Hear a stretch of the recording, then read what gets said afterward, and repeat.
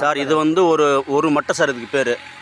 எங்கள் கிராமத்து பேர் சொன்னால் ஒரு மட்டை அப்படியே படுக்க போடணும், கீழே அப்படியே படுக்க போடணும், அப்படியே போடணும் சார். போட்டுங்களா?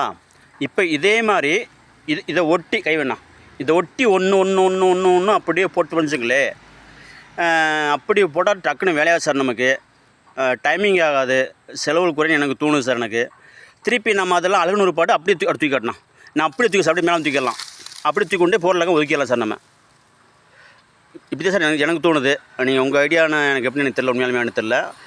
நமக்கு தான் மெயின் புல்லலுங்கன்னு சார் அந்த ஏல வயலில், அதுக்காக சொல்கிறேன்னு நினைக்கிறேன் நான்.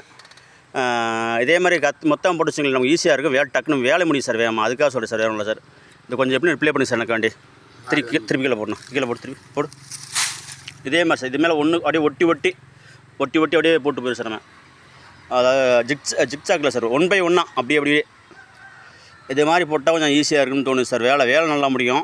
இல்லாட்டி டைமிங் இருக்குங்க சார் எனக்கு தோணுது. ஆமாம் சார், அது ஒரு விஷயம். அதை நீங்கள் சொல்கிறது அந்த கொத்து போடுற அது ஒன்றும் பிரச்சனை சார். நமக்கு அது கொத்தி போட்டு அதில் இது மாதிரி தான் போட்டால் நமக்கு நல்லா இருக்குது சார். நமக்கு அது வந்து முளைஞ்சிக்கு சார், ஒன்றும் பிரச்சனை இல்லை. நமக்கு முளைஞ்சிக்கிறோம். ஒரு ஒரு ஒரு குறிப்பிட்ட அளவுக்கு ஒரு அடி கேப் பண்ணி நடக்கிற மாதிரி வச்சுங்களே, மட்டை எடுத்து நம்ம போட்டுக்கலாம் மாதிரி. அப்படி நச்சுனாலும் ஒன்று திரும்பி முளைஞ்சிக்கு சார். நமக்கு இதான் சார் எனக்கு தோணுது. நீங்கள் எப்படி ஐடியா சொல்லுங்கள் சார் எனக்கு. நன்றி சார்.